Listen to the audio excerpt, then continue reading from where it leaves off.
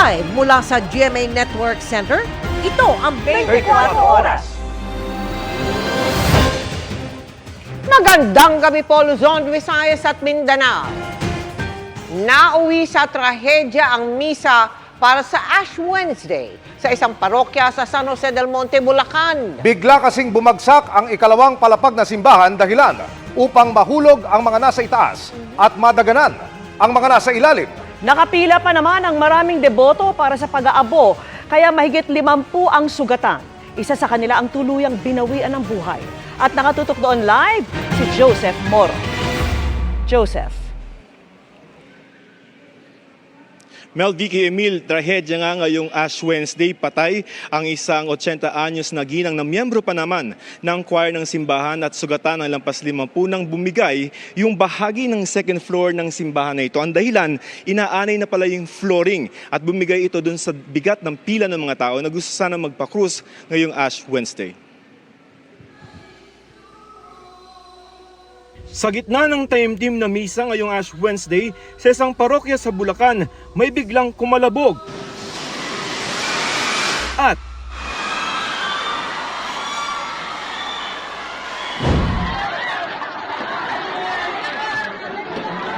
bumagsak na pala ang bahagi ng second floor ng parokya ng San Pedro Apostol sa San Jose del Monte pasado alas 6 ng umaga. Patong-patong na ang mga tao at upuan. Bagamat bakas pa ang bahagi ng bumagsak na sahig, kanya-kanyang hugot ang mga nagsimba sa mga naipit. Ang aling ito, halos hindi na makahinga. Mula sa second floor, kitang-kita ang mga bumagsak na mga tao na hindi na magkamayaw sa kalituhan. Hindi makapaniwala sa trahedya ang ilang mga parokyanong nakalabas sa simbahan.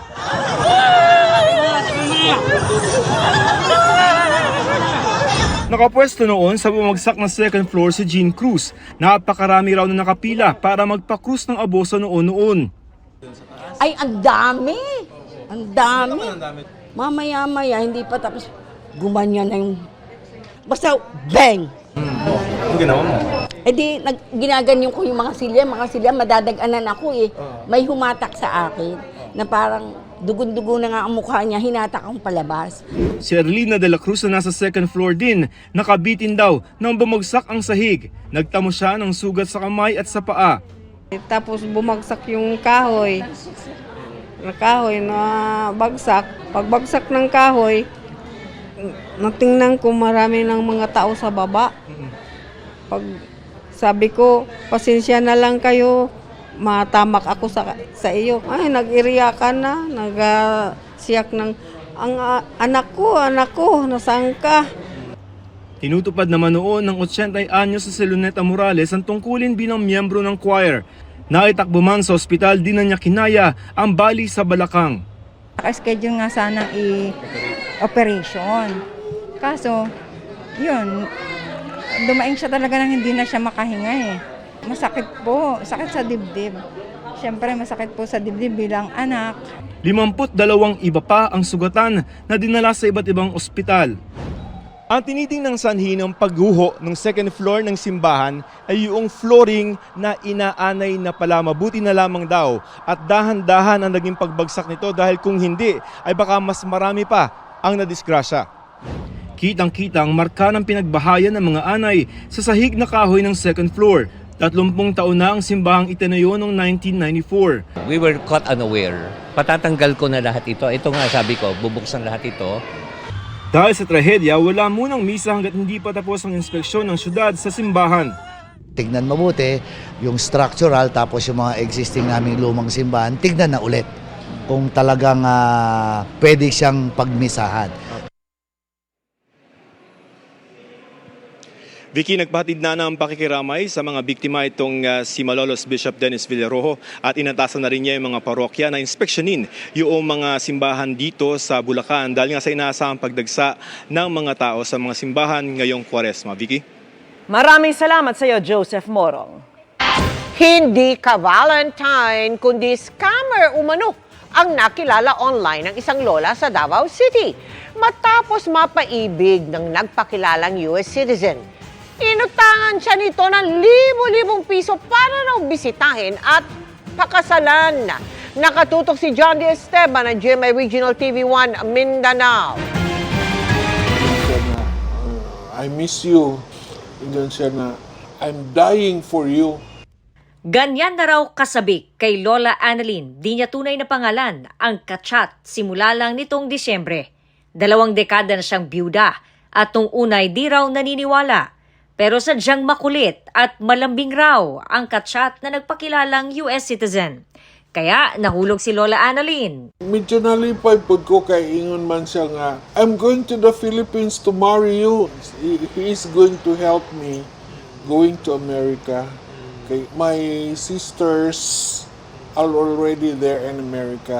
Pero sa kanya pa nang hiram ng pamasahe ang sospek papuntang Pilipinas. Sabay pangakong babayaran nito ng triple. Pautay-utay na nagpadala si Lola ng halagang umabot sa 68,000 pesos. Hiningan pa siya ng dagdag na 30,000 pesos. Pero napansin ng apo ng biktima na sa Pilipinas ang address na pinapadalhan ni Lola. Sabi ng kachat, address yon ng ahente niya sa Pilipinas. Dili ko gusto masayang ang kwarta ba na. Research na ko. Tapos mutual friend mo siya sa ko ang barkada dati na tattoo artist. Karon so akong gi-chat akong barkada na tattoo artist na kaila ba ka ni ko ni katong lalaki. Siya kaila siya kay yara daw tong kauban sa tattoo. So ako di man agent. So dito na ko naibaw na di siya agent. Kaya nitong Lunes, nagsampa ng reklamo sa Regional Anti-Cybercrime Unit 11 ang maglola. Na-scam si Lola ayon sa pulisya. Pag once po yung inyo pong kachat ay nag-demand na po ng pera at gumawa na po ng mga kung ano-anong dahilan. So mag-isip-isip na po tayo. Iniimbestigahan na raw ang reklamo para mapanagot ang suspect para sa posibleng paglabag sa Cybercrime Prevention Act of 2012. Labman pa naman ngayon, nananamantala itong mga tao na to. Sana, lumaban naman sila ng patas. Trabaho sila ng maayos. Para sa GMA Integrated News, John D. Esteban ng GMA Regional TV1 Mindanao, nakatutok 24 oras. Mahigit sa 100 pulis na po ang nasibak sa serbisyo sa unang 2 buwan ng taon. Kabilang dyan ang 10 pulis sa isang raid kung saan milyong-milyong piso ang nasabat pero kulang ang dineklara. Nakatutok si June Veneracion. Kita sa CCTV video ang bundle-bundle na pera na tumambad sa mga pulis nang pasukin ng isang kwarto ng kondominium sa Parañaque na kanilang ni-raid Setyembre noong nakaraang taon. May makikitang kasama sa raiding team na pinapatungan ng paper bag ang pera. May pinalabas mula sa loob ng kwarto. May pilit na ginagalaw ang CCTV camera. Nang matapos ang raid, may makikitang mga pulis na nagbabaan ng mga kahon. Pero ang pakay lang dapat ay mga baril base sa nakasaad sa hawak nilang search warrant. Mahigit 4 million pesos ang unang indineklara ng mga pulis sa kanilang report. Yun pala, meron pang 27 million. When you bring or dalin mo yung mga ebidensya, pieces of evidence, physical evidence outside the premises that you have raided without the benefit of documenting it, you call it robbery. It's plain robbery. Matapos ang malalim na investigasyon ng NCR Police Office, 10 pulis na kasama sa raid ang dinismiss sa serbisyo. 7 ang na-demote at 17 ang sinuspinde. Kabilang sa mga paglabag na nakita sa investigasyon, ang robbery at planting of evidence. The firearms were established to be planted. Okay? So, during the investigation, may nagsabi na inutos sa amin na itanim ito. Hinihintay pa ang clearance mula sa Malacanang para masimulan na ang disciplinary proceedings laban sa 2 pa umanong sangkot. Ang dating hepe ng Southern Police District na si Police Brigadier General Roderick Mariano at Police Colonel Charlie Cabradilla. Sinusubukan pa naming makuha ang panig ng mga pulis. Sabi ng PNP, ang aksyon laban sa mga pulis na nagsagawa ng questionable raid ay patunay na seryoso ang paglilinis sa kanilang hanay. 130 pulis na ang natanggal sa serbisyo sa unang 2 buwan ng taon. Doon naman sa mga patuloy na gumagawa ng mga kalokohan, ito ay warning sa kanila na hindi magdadalawang isip ang leadership ng PNP na alisin sila sa serbisyo. Para sa GMA Integrated News, June Veneracion, Nakatutok, 24 Oras. Sa kasagsagan ng investigasyon ng Senado kaugnay sa pag-amyenda sa saligang batas sa pamamagitan ng People's Initiative, nabaling ang atensyon ng ilang senador sa akap o ayuda para sa kapos ang kita. Pangamba nila, kasama ito sa posibleng ginamit o manong panuhol para makalikom ng pirma para sa chacha o charter change. Department of Social Welfare and Development o DSWD ang magpapatupad ng programa alinsunod sa General Appropriations Act. Pero nagtataka raw si Senadora Amy Marcos na hindi umano nabanggit sa budget deliberations ng DSWD ang akap, gayong siya pa ang nagdepensa ng budget nito. Sa Bicameral Conference Committee Report o BICAM na raw ito tila isiningit. Wala yun. Ang inaatupag nga namin na mabigyan lahat ng social stipend. Abay, biglang sumulpot yung akap. Kalaki-laki. Lahat kami pumipirma ng BICAM, tapos yung pinal, iba. Doon ka naman magkukulang. May natanggap din daw siyang impormasyon mula sa isang opisina sa Kamara na nagsasabi kung kanino dumadaan ang programa tulad ng akap. Lahat ng soft request, ibig sabihin yung mga MAIP, tupad, AIX, ganyan, idadaan sa Speaker's Office. Yung iba, kilala naman natin yung mga AIX, tupad, MAIP na yan. Pero nung sinabi yung akap, nagulat ako, sabi ko, ano ba yung akap na yun? Sinusubukan pa ng GMA Integrated News na makuha ang panig ni House Speaker Martin Romualdez tungkol sa aligasyon ng senadora. Sabi naman ng DSWD, ang akap ay pondo para sa mga tinatawag na near poor. Ito yung sektor ng lipunan tulad ng mga minimum wage earner na di pa itinuturing na mahirap pero posibleng masadlak dito dahil madaling maapektuhan ang mga dagok sa ekonomiya tulad ng labis na inflation. Kasama rin dito yung mga nakagraduate na sa 4Ps o Pantawid Pamilyang Pilipino program na kailangan ng tulong upang di na bumalik sa pagiging mahirap. Kaya naman ikinatuwa daw nila ang pagkakasama ng AKAP program sa General Appropriations Act. Siyempre, kung dinagdagan ng iyong budget, matutuwa ka. So kami, welcome tong programa na to nung idinagdag sa budget ng aming departamento. Paano naman daw yung near poor kung tawagin, yung mga minimum wage earner? Bakit importante natin sila tignan? Kasi yung mga yan, isang shock lang. Sakit sa pamilya, kamatayan sa pamilya, inflation. Yung kanilang status from near poor na above the poverty line, maaari silang bumagsak kaagad sa poverty. Pagpunto ni House Senior Deputy Speaker Aurelio Gonzales Jr., pirmado ng mga senador ang BICAM report ng pambansang budget na naglalaman ng akap. Sabay bilog sa pirma ni Senadora Marcos sa ipinakita niyang kopya ng report. They approve it. In fact, Senator Amy signed this committee report, this BICAM. They are stopped from speaking against or criticizing what they have approved unless they tell us now that voted yes without reading the budget or at least the conference committee report. Malinaw po, last December, 2 beses po nag-meet ang Bicameral Conference Committee at napag-usapan po itong programang AKAP ng DSWD. Yung programang ito, kay bago-bago, sisirain po ng ating pong ilang sa mga senador, wag naman po sanang ganon.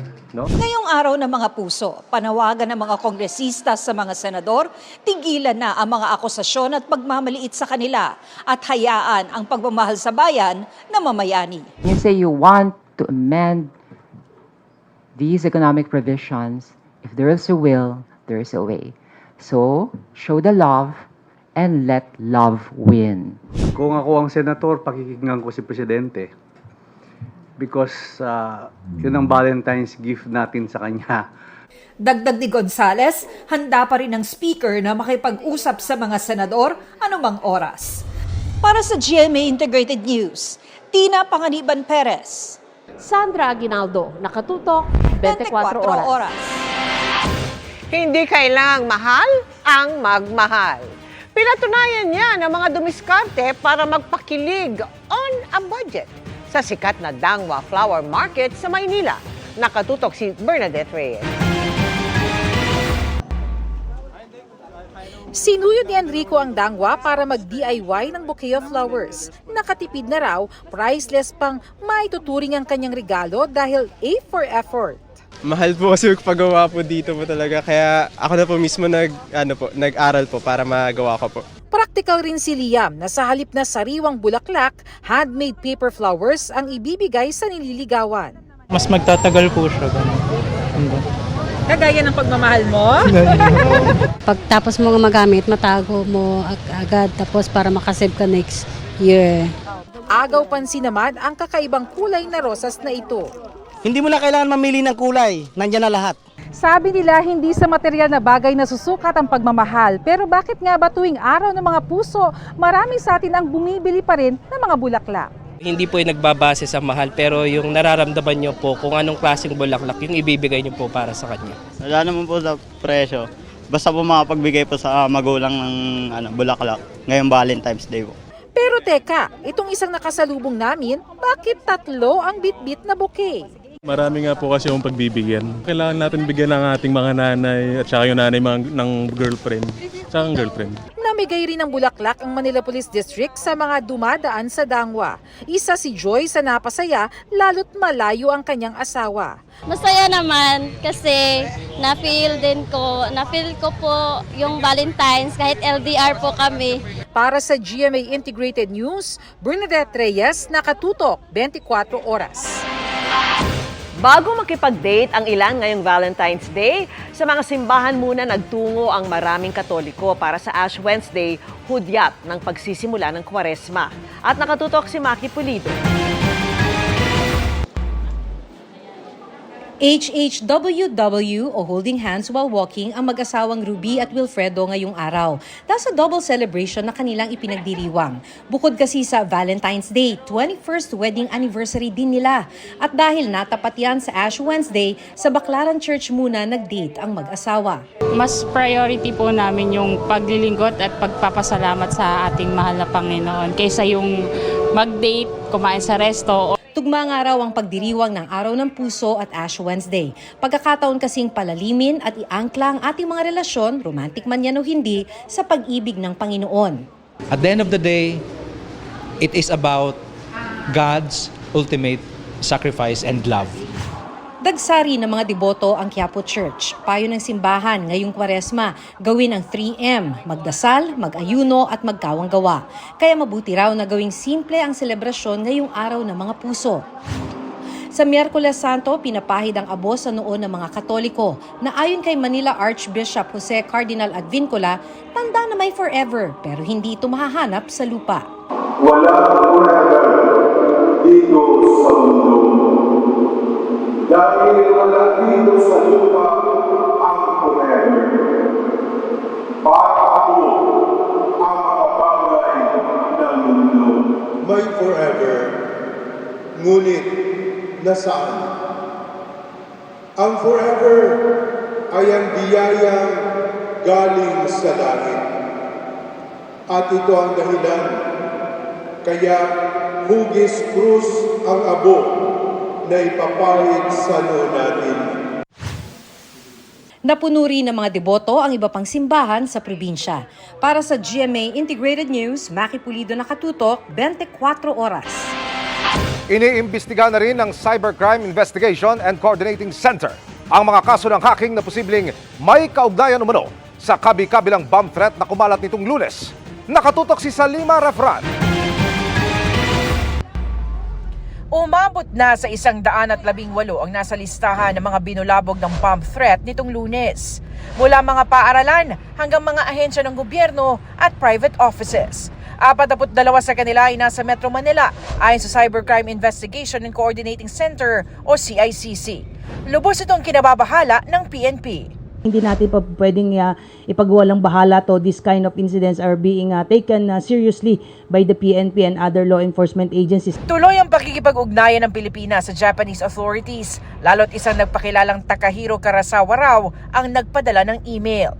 Sabi naman ng CICC ng Pilipinas, kaso ito ng stolen identity na pinauubayan na nila sa Japanese authorities. Kung nagsasabi siya na hindi siya, so sino nagpadala? Sino yung mga tao, individual or organization na nagkokontrol ng account na yon? Nandoon ho nakafocus yung aming ahensya. na ma-establish yun. Yun ang pinagtutulungan natin together with the Japanese counterparts. Establish nga natin sino ba talaga ang behind this. Tinitignan na rin kung may kinalaman ito sa mga naging data hack noon. Ito ba'y nanggaling sa iisang suspect o marami silang nagpadala nito? Bakit ang mga tao sa particular offices na to, sila nakatanggap? Bakit hindi iba? Para sa GMA Integrated News, Sanima Rafra, nakatutok 24 oras. Good evening mga kapuso! Mabilis na chika na agad tayo para updated sa showbiz happenings. Time out muna sa preparation si Kelvin Miranda bilang si Sangre Adamos para mag-thank you sa fans. Game na game siyang nakipaglaro at nakipag-bonding. Ang Valentine's ipagdiriwang raw niya kasama ang pamilya. Loved ones din ang kasama ni makiling star Thea Tolentino this V-Day. Sa kabila niyan, grateful daw si Thea sa kabi-kabilang trabaho dahil bukod sa hit afternoon prime series, bibida rin siya sa isang pelikula. Tampok rito ang natatanging ganda ng Ifugao Province, partikular ang Banawe Rice Terraces. Queen Bee is back dahil inilabas na ni Beyonce ang dalawang bagong country-themed singles niya na Texas Hold'em at 16 Carriages. Bahagi ito ng much-awaited second part ng hit album niyang Renaissance, released last year. From CEO to actress era real quick, kasama kasi si Lisa ng Blackpink sa jam-packed na cast na award-winning series na The White Lotus. This month, magsisimula ang taping ng Season 3 ng series sa Thailand.